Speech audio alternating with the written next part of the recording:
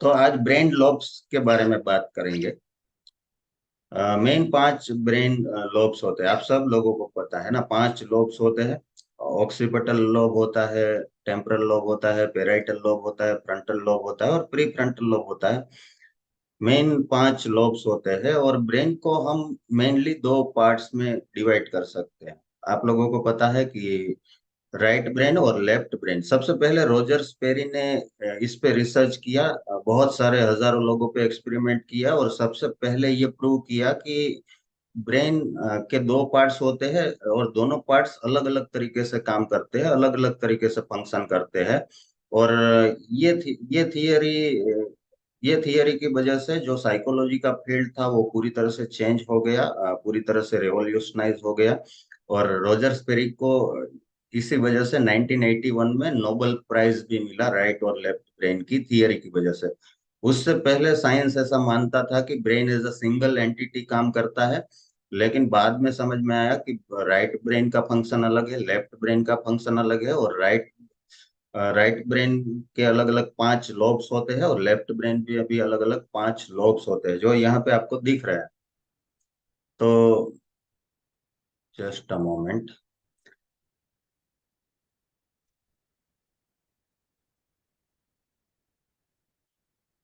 यहाँ पे ये लेफ्ट ब्रेन है और ये यहाँ पे राइट ब्रेन है। और अलग अलग 5 लोब्स होते हैं। और हमारा हमारे बॉडी में क्रॉस कनेक्शन होता है। हमारा हमारा लेफ्ट ब्रेन है वो राइट बॉडी को रिप्रेजेंट करता है और राइट ब्रेन है वो लेफ्ट बॉडी को रिप्रेजेंट करता है। तो हमारी जो राइट फिंगर्स होती है वो हमारे लेफ्ट ब्रेन को रिप्रेजेंट करती है और हमारी जो लेफ्ट फिंगर्स होती है वो हमारे राइट ब्रेन को रिप्रेजेंट करती है। तो अगर फिंगर्स के जरिए अगर हम यहाँ पे देखें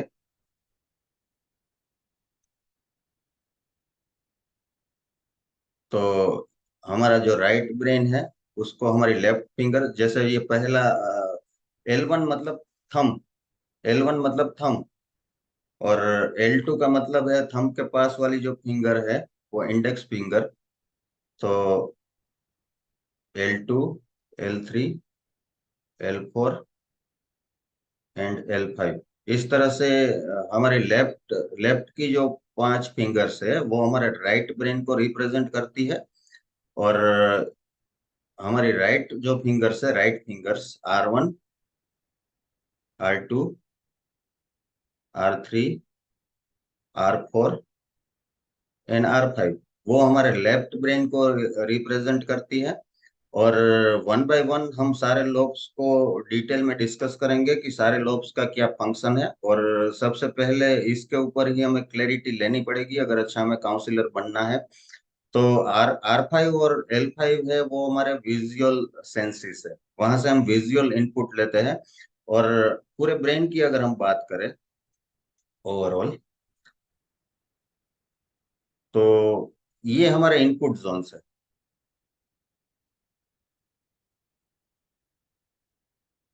R3 to R5 and L3 to L5 ये हमारे इनपुट जोन्स है, जिसमें R5 और L5 हमारे विजुअल इनपुट्स है, R4 L4 हमारे ऑडिटरी इनपुट्स है और R3 L3 हमारे काइनेस्थेटिक इनपुट्स है।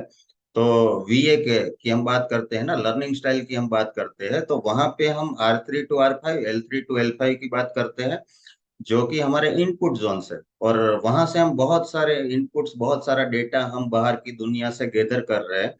और बाद में जो इनपुट जोन से हमें डेटा मिलता है वो हमारे थॉट जोन में जाता है।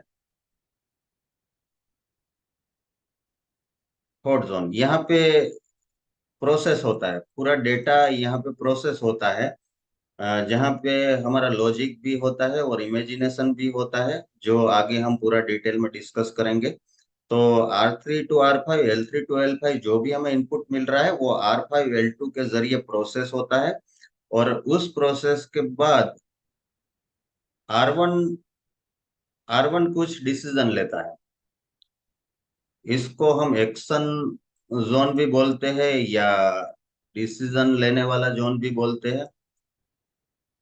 तो जो भी डेटा प्रोसेस हो रहा है उसके ऊपर से R1 कुछ डिसाइड करता है, मेन डिसीजन लेने का काम R1 करता है। और R1 ने जो डिसाइड किया है उसको इम्प्लीमेंट कैसे करना है दुनिया के साथ, वो L1 के पास है। तो L1 उसको बाहर की दुनिया में जाके इम्प्लीमेंट करने की कोशिश करता है, जो भी हमने अंदर डिसाइड किया है ना। हम अंदर बहुत सारे डिसीजन लेते हैं। जैसे कोई ट्रेनिंग में जाना है, वो तो ट्रेनिंग से पहले हम डिसाइड करते हैं कि मैं ये बोलूंगा, मैं वो बोलूंगा, मैं इस तरह से करूंगा, मैं इस तरह से करूंगा। पूरा पूरा परफेक्ट मैप हम बनाते हैं। R1 R2 की हेल्प से हम पूरा परफेक्ट प्रोसेस अपने ब्रेन में डिजाइन करते हैं।